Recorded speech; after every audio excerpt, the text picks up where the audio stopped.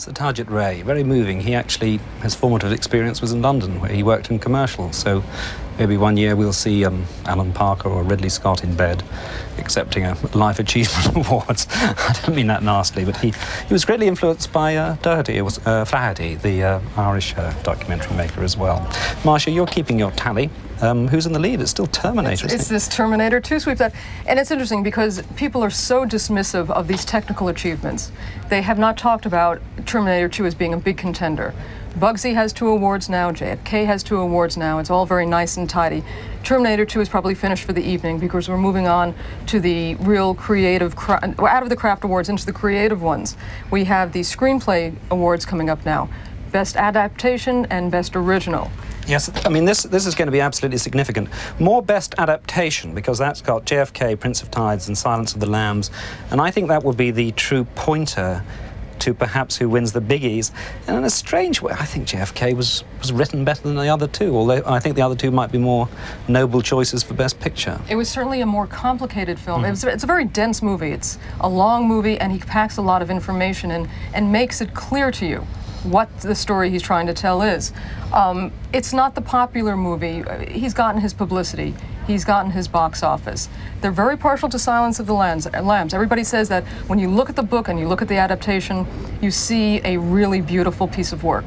So it'll probably be Silence, just as it was with the Writers Guild. Do you know, one person who hasn't seen Silence of the Lambs is Thomas Harris, the man who wrote it, because Anthony Hopkins told us that he was afraid that his characterization of Hannibal Lecter would be influenced by Anthony Hopkins if he actually went and saw the film. And I think the new Hannibal Lecter film starts off somewhere in Vienna. There's going to be a third part. Remember, there already was one, Red Dragon, that was turned into...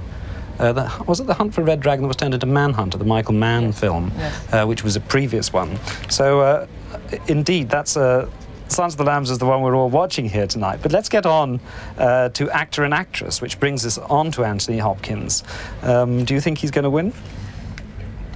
It's a good chance that he will. People are saying yes, Anthony Hopkins will get it. People like him very much.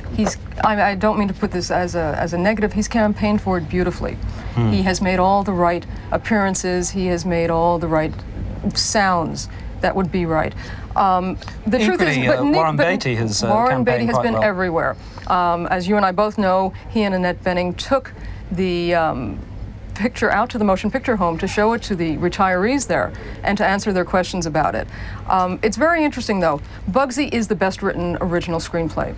It is a beautifully written screenplay. That's a different category from adapted screenplay. That's true, but I think it's on its own. It'll be indicative of what will happen to Bugsy for the rest of the evening.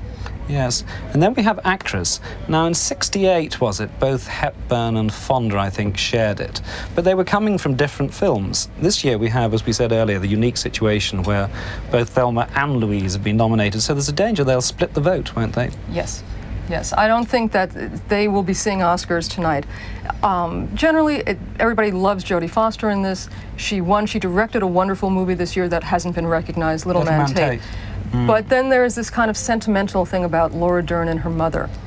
And there's a real chance that Laura Dern will come in and take it away from Jodie Foster. Well, her mother didn't win Best Supporting, so there's no sort of hint of it. If she had, I would have thought that would be very, very interesting. Well, maybe mothers and daughters split the vote.